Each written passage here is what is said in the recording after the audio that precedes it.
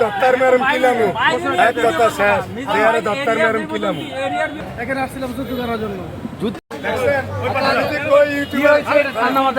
YouTuber আছে লোক সাজিয়ে আইনা ধরে রাস্তার পে কন্টেন্ট করেন দোস্তান দেখছেন বাতের বেলাট লইছে কই 1 কিলো ভাড়া গই দেখছেন নাটক ওই তো দেখছ আমি ওই মেতা এর আগে ওই রাস্তা লাইতে করেন সাথে না তো ধরে দিছি খারাপ না হ্যাঁ রে কই আমি ইউটিউবারের বলে বুঝতে বুঝি কই আমি রি ভাই আমি তো আর কেউ রে ধরলাম না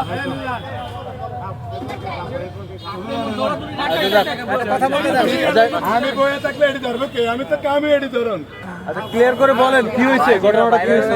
ইউটিউবারের লোক সাজিয়ে আনছে আইনা রাস্তার মধ্যে নিয়া বালানা খারাপ এটা করতে আছে কা তুই দোকানের সামনে খারাপ কো রাস্তার মধ্যে গিয়ে করছ কা তার মানে আমার হতাইতে হইছে আর তেনাতে ক্যামেরার সামনে অন ধরিয়ে দিছে নাটক করতে হইছে নাটক পাবলিকের পাবলিক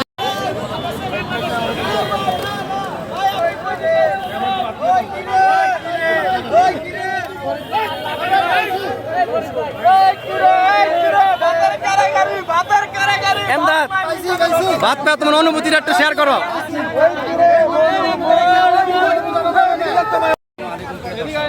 আমরা আজকে এসেছিলাম মূলত মিজান ভাইয়ের ভাইরাল হোটেলে খাবার খাওয়ার জন্য। আলহামদুলিল্লাহ এখানকার খাবারই খুবই সুস্বাদু। প্রায় আধা ঘন্টা সিরিয়াল পেয়ে তারপরে টোকেন পেয়েছি, এরপরে তার আধা ঘন্টা পরে খানা পেয়েছি। মাশাআল্লাহ খানা খুবই সুস্বাদু, আপনারা দেখতে পারেন। এখানে যার যতটুকু প্রয়োজন সে নিজেরটা নিজেই নিয়ে নেয়, কোনো বাধা নেই। তবে 1 পিস নিতে হবে, 1 পিসের বেশি নেওয়া যাবে না এখান থেকে। তো এই পর্যায়ে আমরা দেখতে পাচ্ছি আমাদের সাথে একজন মুন্সিও এখানে আসছে।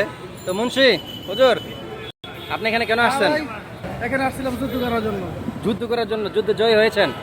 যুদ্ধে হ্যাঁ আমরা বিজয় হয়েছি। সেই সাভার থেকে আসছি শুধু মিজান ভাইয়ের হোটেলে ভাত খাওয়ার জন্য। যাক, ভাত খাওয়া না যেন একটা যুদ্ধ।